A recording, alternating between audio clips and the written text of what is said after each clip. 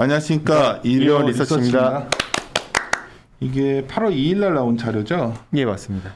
이게 이것들이 요청들이 있어서 만든 자료 아니었나요? 이런 질문. 예, 아무래도 지난주에 이제 좀 많이 얘기들도 나왔었고 해서 세미나 요청도 많다 보니 자료화로 했다라 봐주시면 될 것 같고요. 네, 좋은 자료고 지금 이제 두 가지를 담은 건데 첫째는 중국의 최근의 그런 규제. 예, 이게 일부에서는 뭐 일시적이다 보는데 최지현 연구원 생각은 여러 가지 절차상을 봤을 때 저 아직 중간 단계에 머물러 있다라 보고 있고요. 앞으로 좀 시간이 더 계속 노이즈가 낄 것이다. 예, 앞으로 사실 오늘 당장도 뭐 그 뭐죠? 뭐 텐센트 관련해서 막 예, 뭐 온라인 게임이 뭐 정신적 마약이다라고 보도가 나왔어가지고 이따 말씀해 주시면 될 것 같고 두 번째는 딱 이것도 컸는데 전부 다 중앙정치국 회의에서 뭐 나올 거다고 다 했었잖아요.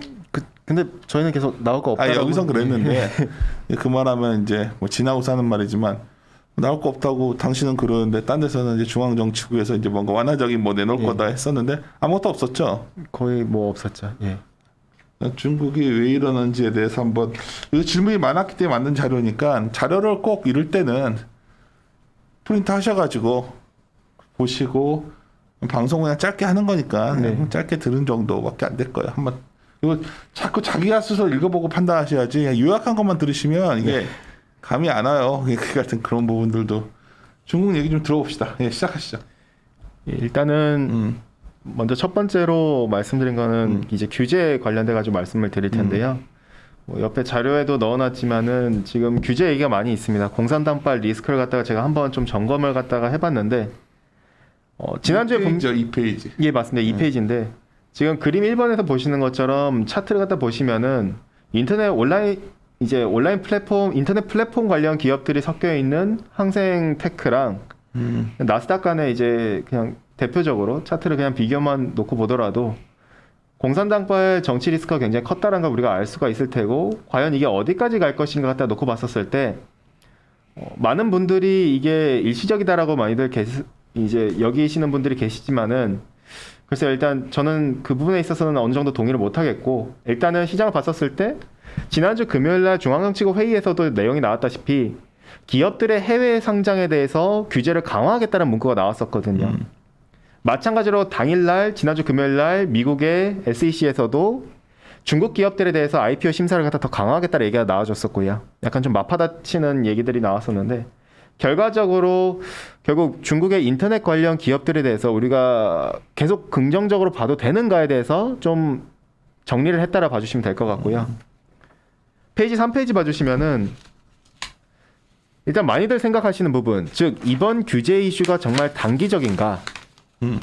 단기적인 그 근거에 대해서는 중국 언론들도 공통적인 맥락은 이게 사회적 문제를 해결하기 위함이라고 정리를 해놓고 있습니다. 그 첫 번째는 사교육비가 너무 높다 보니까 출산율이 계속 최저치를 갖다 찍어가고 있다. 그러다 보니 이 부분에 있어서 규제를 하는 것이다 라고 보는 시각이 있겠고요. 그러다 보니 교육 관련 기업들이 얻어맞았었겠죠. 두 번째는 음식 배달 관련 어얼러머라던가 아니면 메이투안이라던가 이런 기업에 대해서 관련돼 가지고 근로자들에 대한 사회 보장을 갖다가 확립해야 된다. 왜? 그동안 3월 달에도 지적이 나왔었는데 사회보험이 가입이 안 돼 있다 보니까 보장 제도를 갖다 제대로 좀 위험에 노출돼 있고 실제로 배달을 갖다 하는 과정에서도 배달 시간을 갖다가 과도하게 단축하면서 근로자들이 위험한 상황이다 보니 이걸 규제한다라고도 볼 수가 있겠고 세 번째는 디디 출신 관련해가지고도 고객 정보와 관련해서 관리를 강화한다. 5월 달에도 지적이 나왔었고 이번에 좀 더 처벌이 나올 것이다 라고 얘기들이 나왔었는데 이것만 보면은 표면적으로 사회적 문제 이슈고 이것만 놓고 보면은 일시적인 영향이라고 볼 수가 있겠죠. 근데 다만 중국 내부의 시각은 조금 다릅니다. 4페이지 봐주시면 4페이지의 그림 6번에 제가 그걸 갖다 좀 최근에 중국에서 가장 화제가 됐었던 내용을 갖다가 캡처해서 넣어놨는데요. 무슨 말이냐면 국책의 전환 논리입니다. 그러니까 저번에 우리 녹음할 때도 얘기했었는데 중국이 하여튼 큰 변화, 국가 정책 자체를 바꿨다 이거잖아요. 지금 그렇죠. 그러니까 중국 내부에서의 시각 자체가 물론 저희가 지난번 이제 2월 달에 나온 자료를 갖다 통해서도 말씀을 드렸겠지만은 비슷한 맥락에서 규제를 갖다가 일각에서 주장하는 것처럼 단순히 사회적 문제가 아니라 구조적인 문제를 갖다 해결하기 위해서 정책 전환을 갖다 바뀌었다라고 볼 수가 있겠죠. 그 첫 번째가 위기에서 교훈을 얻었다입니다. 즉 지난 10년 동안 중국 내부에서 바라보는 시각입니다. 지난 10년 동안 중국은 미국을 갖다 따라잡으려고 서비스업을 확장을 했었어요. 2013년부터 서비스업을 갖다 개방하기 시작하면서 이쪽을 갖다 육성을 하면서 그러면서 인터넷 관련 기업들, 텐센트나 바이두나 이런 기업들이 폭발적으로 성장을 하죠. 근데 그렇게 확장한 건 좋았는데 시간이 지나고 보니까 2018년 미중 무역 갈등 그리고 2020년 코로나 위기를 겪어오다 보니까 이게 서비스업만으로는 우리가 미국을 따라잡을 수 없다라는 걸 눈으로 확인이 됐거든요. 어떻게? 첫 번째는 미중 무역 갈등에서 자기들이 그전에 육성을 갖다 해놨었던 산업이 5G입니다. 근데 화웨이나 ZTE 같이 이런 기업들을 육성을 하고 있었는데 미국이 반도체 관련해서 규제를 갖다 하다 보니까 그대로 무너지는 모습들이 나와졌었고 반도체 관련해서 핵심 산업에 부품을 갖다가 생산하고 연구하고 개발하고 R&D 투자하는 게 더 중요하다는 걸 알게 됐고요. 두 번째는 코로나 위기를 통해서 우리가 공급망이 차질이 빚어지면은 경제가 흔들릴 수 있다는 걸 중국 지도부가 인식을 했다는 겁니다. 지도부가 즉 하이테이블에서 작년에 보시면은 중국 쪽에서 자동차 관련해가지고 굉장히 노이즈가 많았었거든요. 2월 달에. 그걸 겪었다 보니까 업스트림부터 미드스트림, 다운스트림까지 자기들이 생산하고 자기들이 소비하고 그 다음에 중간 단계까지 생산하는 이 구조가 중요하다는 걸 알게 됐고 그렇기 때문에 미국으로 따라가서 가는 길을 갖다가 버리고 포기하고 독일식 성장 모델로 전환했다라고 내부에서는 그렇게 바라보고 있고요. 두 번째는 5페이지에 임금 상승 문제를 갖다 해결하기 위함입니다. 중국 같은 경우에는 뭐 앞에서 표면적인 문제로 임금 문제를 해결하기 위해서 사교육 문제를 잡겠다라고 얘기가 나왔지만은 중국 내에서 지도부 역시도 이 임금 문제를 갖다 해결하기가 상당히 더 어렵다라는 걸 알고 있고 그렇기 때문에 7페이지에서 보시는 그림 7번에서 보시는 것처럼 전체 인구가 어쨌든 정점을 찍고 내려갈 수밖에 없다라는 걸 인식을 하고 있습니다. 근데 문제는 중국 사회과학원 같은 경우에는 2025년까지 전체 인구가 정점을 찍을 거라 보고 있고 노동 가능 인구는 이미 2017년부터 정점을 찍고 내려가고 있어요. 바로 여기서 문제는 노동 인구가 점진적으로 내려가고 이제는 전체 인구 역시도 정점을 찍어서 내려간다면은 오히려 임금 문제가 발생한다는 거죠. 왜? 중국의 전체 고용에서 서비스업이 절대적일 텐데 서비스업이 비중이 클 텐데 서비스업 같은 경우에는 GDP 1%당 신규 고용이 220만 명입니다. 중국에선. 그런데 이 서비스업을 계속 육성시켰다가는 인구 자체가 점진적으로 줄어드는 과정에서 서비스업은 계속 팽창한다? 그러면 신규 고용 창출은 늘어나는데 근데 제대로 된 공급이 없다 보니 결과적으로 임금이 올라가게 되고 이 임금의 압박 때문에 국가의 성장성 역시도 제약을 받을 수 있다라고 중국 지도부가 인식을 서비스업 규모가 더 커지면 임금 상승 요인이다. 더 부담으로 느낄 수 있다라고 정난하는 것이죠. 그러다 보니 결과적으로 이 서비스업에 있어서 GDP 전체에서 서비스업 비중 갖다 어느 정도 제약을 거는 것이고 가장 큰 맥락에서는 바로 자동화입니다. 중국이 계속 그동안 강조했던 스마트 제조업 그리고 첨단 제조업은 바로 이 자동화인데 이번 중앙경제공작회의 때도 3월 전인대 때도 공통적인 맥락에서 향후 5년 그리고 2035년까지를 놓고 봤었을 때 이 R&D 투자를 갖다 확대하겠다는 걸 강조를 하고 있거든요. 향후 5년 동안 연평균 7% 이상의 R&D 투자를 갖다 하겠다고 발표를 해줬는데 결과적으로 자동화겠고 제조업의 자동화를 통해서 장기적으로는 총 요소 생산성을 끌어올리고 임금에 있어서는 어떻게 보면은 좀 잡아두겠다라는 것이죠. 결과적으로 중국이 바라보는 관점 자체가 조금 구조적인 문제로 접근하고 있다라 볼 수가 있겠고요. 실제로 제조업에 대해서는 굉장히 규제가 많이는 없어지고 있는 추세입니다. 오히려 디지털화, 전통 산업을 갖다 디지털화하겠다라는 내용들이 많이 나와줬었고 실제로 올해 A주에 상장한 상장사들의 시총 기준을 놓고 보면은 5분의 4가 거의 제조업이었어요. 굉장히 많았거든요. 전년보다도. 그 전년도보다도요. 그럼 이걸 봤었을 때 중국의 포커스가 결국에는 인터넷 플랫폼 기업과 다르게 오히려 첨단 제조업 쪽으로 확실히 집중되고 있다는 걸 우리가 알 수가 있겠고요.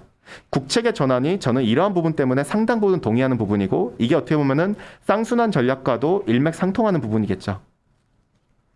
6페이지 봐주시면은 결과적으로 내수 기반의 인터넷 플랫폼 기업에 대한 긍정적인 시각보다는 뭐 어쨌든 규제 이슈가 해소되면은 이쪽도 어쨌든 주가가 재평가 받고 올라가긴 하겠죠. 근데 당장 제가 접근이 어렵고 오히려 정책 수혜 업종이 더 긍정적이라고 보는 이유는 표 2번에 앞서 언급드린 대로 바로 행정 절차입니다. 저기 표에도 나타나 있긴 한데 중국은 규제가 들어가고 했었을 때 크게 5가지 행정 절차를 거칩니다. 첫 번째는 예약 면담. 이제 기업 관계자 CEO를 갖다 만나가지고 면담을 하죠. 두 번째는 입안 조사. 그리고 세 번째는 처벌, 벌금이겠죠. 네 번째는 시정, 그 다음에 공표. 공표는 반독점법을 갖다 기준으로 한다면은 이제 이 산업에 대해서 이걸 배제한다, 뭐 이런 식의 내용이겠고요. 근데 중요한 건 알리바바나 텐센트 같은 경우에는 반독점법 관련해가지고 처벌을 갖다 이미 받았습니다. 벌금이겠죠. 근데 중요한 건 예약 면담에 아직 타오바오라든가 즉 알리바바의 산하에 있겠죠. QQ, 콰이쇼, 그 다음에 샤홍쇼, 그 다음에 웨이보 이런 애들 같은 경우에는 미성년자 성적 콘텐츠 전파를 갖다가 구실로 예약 면담이 지금 등록이 돼 있는 상태고요.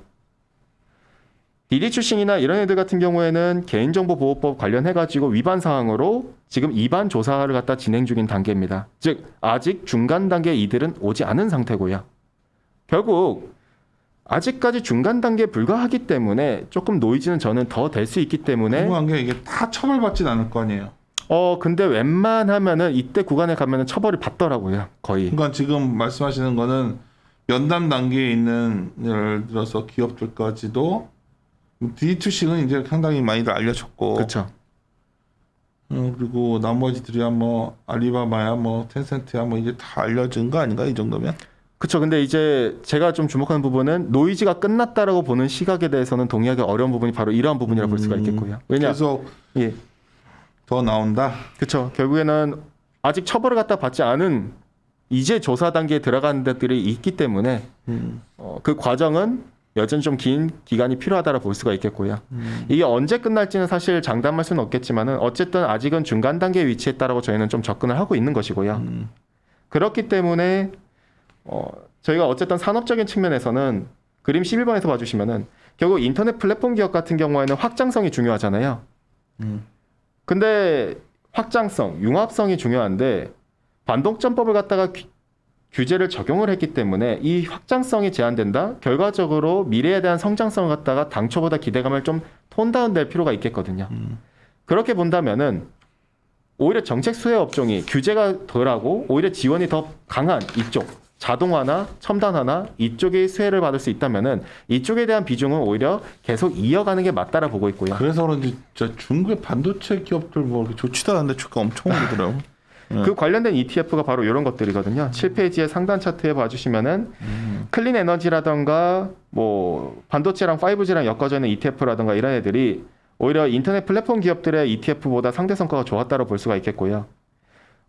중국의 인터넷 플랫폼 기업들의 ETF의 벤치마크 상대 성과와 이제 종자 개발 기업 간의 상대 성과를 그려보더라도 마찬가지로 이 같은 극명한 차이가 나타나는데 결국에는 정부 정책의 수혜 산업에 대해서 우리가 포커스할 필요가 있겠고 이들에 대한 우려는 저희는 조금 안 해도 된다라 볼 수가 있겠고 반대로 인터넷 플랫폼 기업에 대해서는 지금 뭔가 긍정적으로 접근하기는 좀 애매한 시기지 않겠는가라고 볼 수가 있겠고요.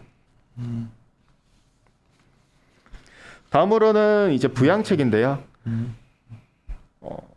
그림 13번에서 봐주시면은 분명 경기가 이제 조금 둔화되고 피크아웃 얘기가 나오고 있고 이제 좀 수요가 둔화될 수 있다라는 우려가 나와주고 있고 그러한 상황에서 규제 얘기가 나오고 있는데 그럼 정책은 언제쯤 전환될 것인가? 부양책은 언제쯤 나올 것인가? 이때쯤 나와야 되는 거 아닌가? 라는 질문을 간혹 받습니다. 근데 제가 볼 때는 올해는 어렵다라 볼 수가 있겠고요. 오히려 올해 말 때나 뭔가 정책에 있어서 전환을 갖다 얘기하지 않겠는가? 라고 좀 보고 있고요. 일단 이번 중앙정치국 회의에서 내용은 지난주 금요일에 나왔던 내용은 정책 스탠스는 어쨌든 변화가 없었습니다. 재정정책도 그렇고 통화정책도 그렇고 저희 하우스에서 예상한 대로 마찬가지로 그냥 그대로 그 기조를 유지한다라는 선상밖에 안 됐었고요. 통화정책 측면에서는 뭐 중소기업이나 경영난이 어려운 이제 업종에 대해서는 지원을 갖다가 강조를 했지만은 사실 뭐 구체적으로 얘기도 나온 것도 없었을 뿐더러 특히나 이제 크레딧 리스크에 대해서는 리스크 관리 기조를 그대로 유지하겠다라고 얘기했다는 거는 통화 정책 측면에서 크게 뭔가 변화가 없다라는 걸 암시하고 있기 일단 때문에 그 부채 관리가 우선인 것 같아요. 중국. 그렇죠. 그렇기 때문에 리스크 관리가 더 우선이기 때문에 중국에서 아직까지는 정책 변화는 없었다라고 볼 수가 있겠고요. 그러면 언제쯤 정책적인 변화가 있을 것인가를 놓고 봤었을 때 10페이지 봐주시면은 저는 앞서 언급드린 대로 결국에는 올해 말, 즉 12월 경제공작회의에서 정책에 대한 변화를 갖다가 얘기를 할 테고 그 다음에 실제로 이행하는 것은 내년 3월 전인대나 내지는 내년 4월 있을 중앙정치국 회의 이후에 액션들이 나오지 않겠는가라고 좀 접근을 하고 있습니다. 그 이유에 대해서 세 가지로 저희가 좀 정리를 해봤는데요. 첫 번째는 바로 크레딧 리스크, 즉 앞서 언급드린 대로 관리 기조가 완화되는 시점을 갖다 우리가 접근해보자라고 볼 수가 있겠는데요. 그림 14번, 10페이지의 그림 14번을 봐주시면은 중국은 여전히 리스크 관리 기조입니다. 이 디레버리징, 즉 레버리지를 갖다가 코로나 위기 이전 수준까지 완화시키는 게 목적이거든요. GDP 대비 레버리지 비율을 갖다 놓고 본다면은 코로나 위기 대비했었을 때 여전히 19%포인트로 굉장히 높은 수준에 위치해 있죠. 이걸 중국은 축소시키겠다. 왜? 연초 때 중국 은보감에, 그 은행 당국인 은보감에서 분명히 이 얘기를 해줬거든요. 디레버리징을 내년 4월 내지는 상반기까지 지속하겠다라고 얘기를 해줬고 그게 분명 맥락에서 나오고 있고 레버리지를 계속 축소시키는 그림들도 계속 나와주고 있고요. 이 부담 때문에 인프라와 관련돼서 지방정부 뭐 특수채라던가 이쪽 발행도 상당히 어려워 보이고 부동산에 대해서도 7월 21일 날 부동산 가격 상승률이 높은 지역에 대해서 관련 지역 지자체 관계자들을 갖다 불러서 문책을 하겠다 얘기하면서 7월 달부터 다시 또 부동산 규제가 강화됐거든요. 즉 레버리지를 갖다가 최소화하고 있다라는 조치들이 나오고 있다고 볼 수가 있겠고 즉 관리 기조가 계속 유지되고 있고 그렇기 때문에 통화 정책에 있어서 완화 기조도 안 나오고 있다고 볼 수가 있겠습니다. 다만 오른쪽 그림 15번 봐주시면은 제가 말이 좀 길어졌는데 회사채 리스크가 완화될 때가 결국 그럼 정책 전환이 이루어질 수가 있다라는 것이거든요. 트리플 A 이하 등급의 회사채 만기 비중으로 보면은 내년 6월 달이 정점입니다. 즉 리스크가 가장 높은 구간이 내년 상반기라는 것이죠. 근데 우리는 이제 선행적인 측면을 보자면은 결국에는 지금 리스크를 관리하고 있기 때문에 결과적으로 내년에 부양채 갖다 할 수 있는 여건이 그리고 크레딧 리스크의 관리 기조가 완화될 수 있는 여건이 내년이라고 유추할 수가 있는 거고요. 두 번째는 물가입니다. 그림 16번을 갖다 봐주시면은 우리가 물가를 갖다 놓고 봤었을 때 부양책을 하는 시점을 알 수가 있어요. 물론 당연한 얘기긴 하지만은 밑에 하단 차트 그림 16번을 봐주시면은 물가 지표인 PPI를 갖다 비교해서 재정 수지를 역축으로 그려놨습니다.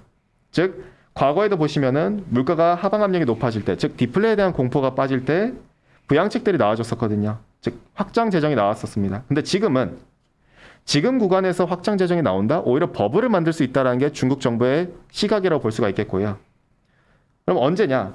위에 차트를 봐주시면 유가의 기저효과를 우리가 감안하면은 어쨌든 내년으로 갈수록 기저효과가 종료되기 때문에 유가의 상승률은 빠지게 됩니다. 그러면은 인플레이션의 견인 자산이 빠진다? 마찬가지로 PPI도 눌린다? 그럼 물가의 상방 압력이 노출되는 게 낮아진다면은 결과적으로 디플레에 대한 우려가 나오기 때문에 정부가 개입하는 여건이 환경이 조성된다고 볼 수가 있겠고요. 마지막으로는 정치 이벤트입니다. 즉 내년 10월 달에 이제 시진핑 공산당 총서기를 주도로 하는 5세대 지도부가 끝납니다. 그래서 새로운 지도부가 이제 출범을 할 텐데 바로 내년 10월에 있을 당대회에서 6세대 지도부가 출범을 하는데 시장에서 많이들 시진핑이 연임할지 말지를 갖다 오히려 더 주목을 하고 있지만은 제가 볼 때는 그걸 주목할 게 아니라 그 이전에 나올 부양책을 주목해야 된다 보고 있거든요. 일반적으로 과거를 갖다 놓고 봤었을 때 지도부가 바뀌는 구간에서는 오히려 바뀌기 딱 직전에는 재정을 갖다 확대를 하고 바뀌고 난 직후에는 다시 또 긴축적으로 전환됐었습니다. 이게 조금 제가 기존에 원래 생각했던 거라는 조금 달랐어가지고 조금 애매했었는데 어쨌든 중요한 거는 내년에 베이징 동계올림픽도 열리고 지도부가 바뀌기 직전의 구간이 있기 때문에 뭔가 퍼포먼스를 계속 보여줘야 되거든요. 우리 공산당을 신뢰해달라라는. 그렇기 때문에 재정 정책 측면에서 과거의 사례를 갖다 놓고 봤었을 때 이 같은 정치 이벤트를 갖다 같이 놓고 봤을 때 보면은 내년에 있어서 재정 정책단에서 좀 더 완화적인 기조가 나와주지 않겠는가. 그렇기 때문에 지금 현재의 단계에선 저희가 봤었을 때는 올해 정책 기대감을 갖다가 기대하기보다는 좀 더 인내심이 필요한 구간이지 않겠는가라고 여전히 좀 접근하고 있고, 오히려 올해 말에 있을 경제공작회의 때 어떤 내용이 나올지 정책의 전환에 대한 내용들이 나올 것에 대해서 주목하자라고 봐주시면 될 것 같습니다. 뒷부분 같은 경우에는 이번에 지난주 금요일에 있었던 정치국 회의 내용을 갖다 전문을 넣어놨고요. 이 부분은 그냥 참고만 해주시면 될 것 같습니다. 그러면 최근에 중국이 저 같은 사람 관심이 주가가 상당히 좀 글로벌 증시 타국 대비 격하게 조정을 받았잖아요. 네.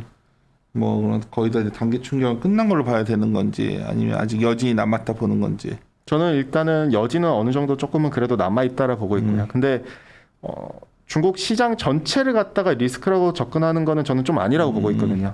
결국에는 규제의 대상이 확실해졌거든요. 인터넷 플랫폼 기업이라고 보고 있고 반대로 상태 성과가 알려주고 있거든요. 중국의 반도체라든가 5G 내지는 클린 에너지라든가 정자산업 개발 이쪽에 대해서는 오히려 주가가 상태 성과가 견조해요. 주가도 견조하고요. 분명한 극명한 그림들이 나와줬기 때문에 전체로 바라보는 시각은 좀 아니라고 보고 있고요. 그래요. 그 커머디티 담당하고 있으니까 최근에 그 페루랑 이런데 다 칠레인가 그 사회주의 정권 출범한 뒤로 더 가격 오른다고 하지 않았었나? 사실 이제 그게 리스크가 있긴 했었는데 사실 그게 뭐 아직까지는 그런 내용은 없는 상태고요. 근데 제가 좀 이제 염두를 해뒀었던 파업 리스크가 나왔죠, 여전히. 그러니까 하반기 전망에서도 말씀을 드렸겠지만은 중간에 한번 노이즈는 있다라고 봤었던 게 바로 칠레 글로벌 최대 구리 광산인 칠레 에스콘디다 광산인데 이곳이 지난주 금요일 날 이제 파업을 갖다 노조가 결의를 했습니다. 표결을 했고요. 파업을 하기로. 그리고 코델코 산하와 그다음에 일본계 광산기업 산하에 있는 광산들 역시도 칠레 쪽에서 파업을 결의를 했고 이제 중재 기간이 5일에서 10일 가량 들어갑니다. 정부 중재 기간이요. 그래서 이게 봤었을 때 파업 리스크는 굉장히 큰 이슈이고 특히나 글로벌 최대 광산의 에스콘디다의 파업은 굉장히 클 수밖에 없거든요. 임팩트가. 근데 여기서 중요한 거는 파업을 한다가 중요한 게 아니라 파업을 얼마 동안 할지가 중요한 거거든요. 왜? 2017년 때 에스콘디다가 파업을 했는데 노조가 당시에 최장 기간이 44일 동안 파업을 했었습니다. 그러면서 구리 가격이 단숨에 톤당 $1,000 이상까지 날아갔었거든요. 그래서 이번에 있어서는 파업을 하는 건 파업을 하는 것인데 과연 얼마나 할지를 갖다 좀 더 주목해야 되고 제조업 경기는 스멀스멀 내려오고 있기 때문에 수요단에서는 점점 둔화되고 있다는 그림들이 나와주고 있다는 것이거든요. 그렇기 때문에 좀 공급 차질 이슈가 있지만은 과연 얼마나 길지 수요는 내려오고 있는데 과연 그러면은 최장 기간이 아니라면은 가격단에서는 단기적 이슈에 그칠 수가 있기 때문에 이런 것들을 같이 염두해서 생각해 보실 필요가 있겠고요. 그래요. 하여튼 오늘도 막 중국 관련해서 게임주도 우리나라 시장에 영향 주는 것 같던데 하여튼 중국의 최근의 규제 흐름이 이제는 좀 이해들을 하기 시작한 것 같아. 특정 산업에 국한돼 있다는 거. 여하튼 근데 불안불안하네 중국이 좀 나는. 인터넷 플랫폼 기업들 그렇죠. 내부적으로도 그렇고 바라보는 그렇게 할 수 있다는 게 놀라운 것 같아요. 갑자기 마윈도 요새 안 보인다며요, 잘. 알겠습니다. 예. 마무리. 갑자기 내일 녹음을 내다 오늘 갑자기 녹음하자 그래서 해가지고. 네, 내일 또 갑자기 또 세미나 일정이 또 잡혀가지고. 알았어요. 예. 중국에서 최근에 있던 이벤트에 대해서 자료들은 꼭 한번 보시고 방송도 들으시고. 저희들은 이렇게 단기적 리스크는 아닌 것 같아. 좀 더 지속될 리스크. 느끼게 하는 게 맞지. 예, 마무리 짓도록 하겠습니다. 함께 고민하시죠.